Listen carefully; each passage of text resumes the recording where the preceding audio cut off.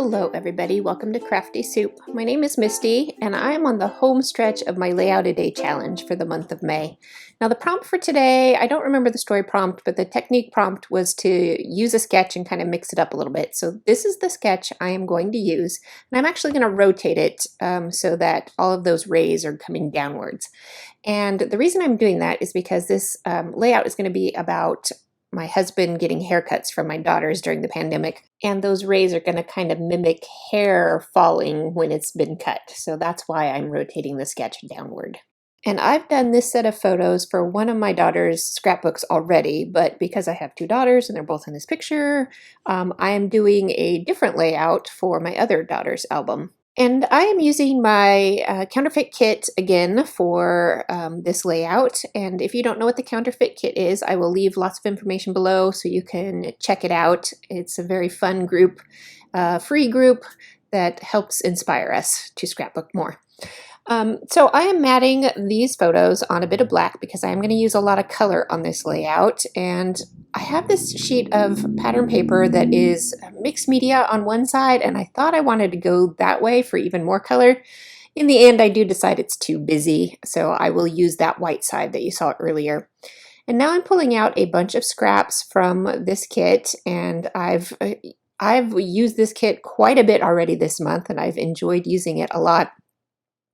And so I've got a whole bunch of scraps left over, and I'm going to pull those out and turn those scraps into the rays that we saw from the sketch. I wasn't sure how wide I wanted these pieces to be, so I started off with 2 inches, and I'm putting a score line down the middle, and that's for a couple of different reasons. That score line is going to give me a place to know to stop when I'm cutting with these fringe scissors. And it also is going to give me more dimension on my layout, and it's going to give me a place to add glue once I'm done, because as you see, I am fringing both sides of this piece, and I'm doing that because the layout is about a haircut. So what better way to add texture and dimension to this layout than to use something that represents and mimics hair? Now I'm using a whole bunch of colors just because that's what's in my kit, but they all kind of go along with the photo well enough, and my husband's favorite color is red, so that works. And I am taking my photo and kind of giving myself a little line here, which I probably should have done in the beginning, to know where I need to stop gluing those fringes because they are really bulky. I didn't want to put more of that paper underneath my photo block than needed, because it does end up getting very, very bulky. And you'll see how I solve that in a little bit.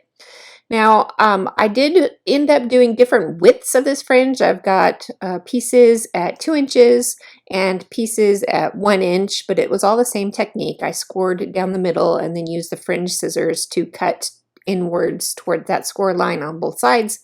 And I laid down the pieces that I wanted in there first, and then realized I had some more spaces. And when I trimmed off the edges of the overhang, that gave me enough pieces to kind of fill in the gaps in this ray pattern.